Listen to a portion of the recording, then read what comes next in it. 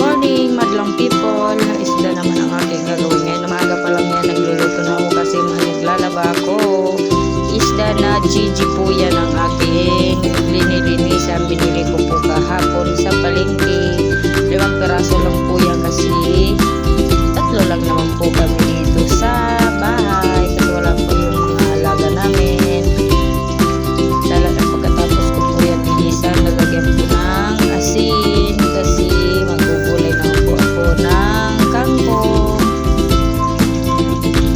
Kaya po yung kangkong, 2 peraso po yan na kangkong. 6 ko lang po yan lalagyan ng oyster sauce. Maaga pa lang po ako nagluluto kasi maglalaba ako ngayon. Schedule ko po ngayon ng laba kasi kahapon nagtupi po ako ng kinuha ko kahapon na tupiin. Kaya maglalaba po ako ngayon. Kaya baka matambakan po ako ng labahan.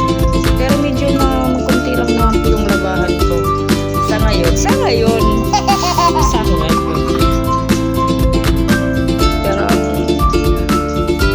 Kasi bukas, schedule ko naman po maglinis ng kwarto ng aking alaga. Merkules po kasi bukas, kaya maglilinis ako ng kwarto. Kaya inaano ko po yung mga galawan ko ngayon. Magiging robot ang inyong enday. Boranday. May boranday.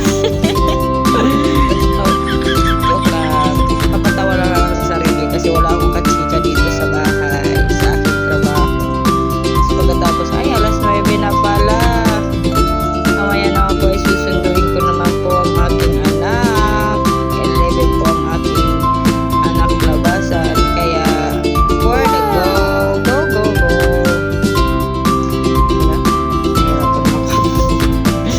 Tara na magsalita. Dito, pinagbuksan ko na yung tubig kasi napakahina ang tubig.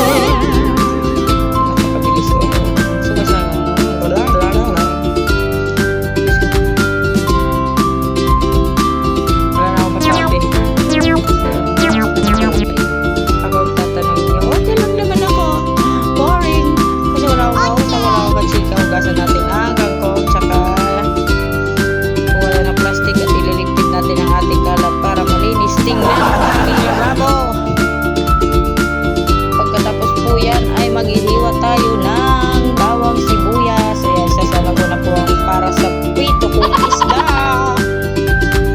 Bawang sibuyas po yan, hihiwain natin ng maliit kasi igigisa na natin ang kangkong for today. Ayan, isalan na natin ang kangkong para walang tubig para igisa, para hindi lumiyab ang apoy. Isa yan, ubusok-usok na yung aking aking sasalangan ng gulay. Sinalang ko na din ang isda. Tapos pagkatapos yung kangkong naman, hugasan natin para hindi makalat ang aking lababo. Ayan, hugasan natin lahat, saka ilagay na natin ang kangkong. Nilagay ko na yan ng oyster sauce yung kangkong kasi. Tapos ano ba yan? Hintayin na lang natin maluto at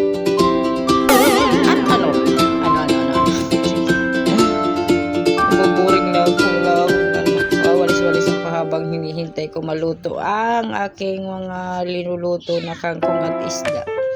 Kasi hindi pa ako nakapag-walis dito sa kusina. Dun sa loob naman okay na, nakapaglinis na ako kanina pa.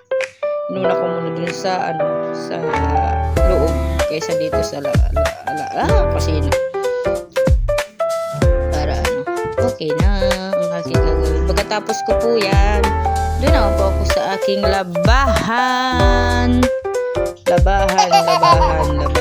Ano ba? Labahan. Di ka na maubos.